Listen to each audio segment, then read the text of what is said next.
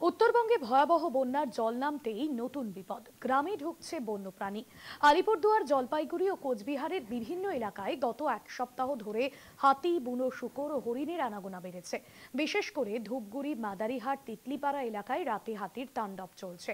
একাধিক ঘরবাড়ি ভাঙচুরের পাশাপাশি ফসলেরও ব্যাপক ক্ষতি হয়েছে।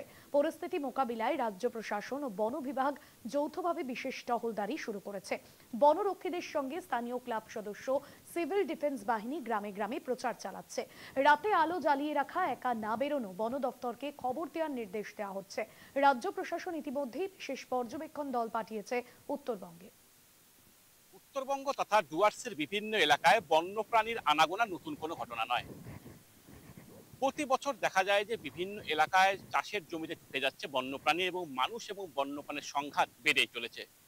তবে বর্তমান সময়ে বন্যার পরবর্তী সময়ে দেখা যাচ্ছে যে বিভিন্ন জঙ্গলের ঘাসভূমি, তৃণভূমি ক্ষতিগ্রস্ত হয়েছে এবং সেগুলিতে পলি পড়ে গেছে, যার ফলে জঙ্গল ছেড়ে বারবার লোকালয়ে হানা দিচ্ছে বন্য হাতি থেকে শুরু করে অন্যান্য বন্যজন্তুরা। ইতিমধ্যে একাধিক এলাকা থেকে বন্যপ্রাণীর হামলায় মৃত্যুর খবর সামনে উঠে এসেছে। তারপরেও কিন্তু এই সংঘাত বা কিছুটা আটকানো এখন সম্পূর্ণভাবে সম্ভব হয়নি।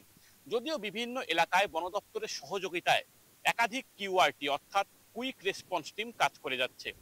বন দপ্তরের সাথে কাঁধে কাঁধ মিলিয়ে লোকালয়ে বন্যপ্রাণী ঢোকাকে আটকাচ্ছে তারা। বন্যার পরে হাতির উৎপাত অনেকটা বেড়ে গেছে এবং অনেকটা বলতে গেলে ভালোই বেড়ে গেছে। প্রথম সন্ধ্যায় হাতি বেরোচ্ছে, প্রচুর হাতি।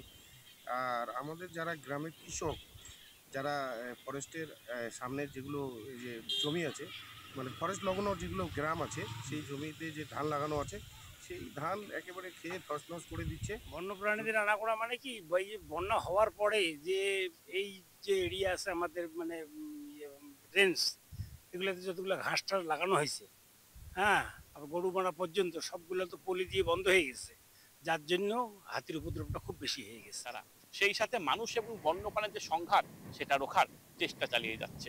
গ্রামবাসীরা জানিয়েছেন যে বন্যা পরবর্তী সময়ে এই বন্যপ্রাণীর উপদ্রব অনেকটাই বেশি, কেননা ভেতরে যে সমস্ত ছোট ছোট ঘাস বনগুলি ছিল সেগুলো পলি পড়ে নষ্ট হয়ে গেছে।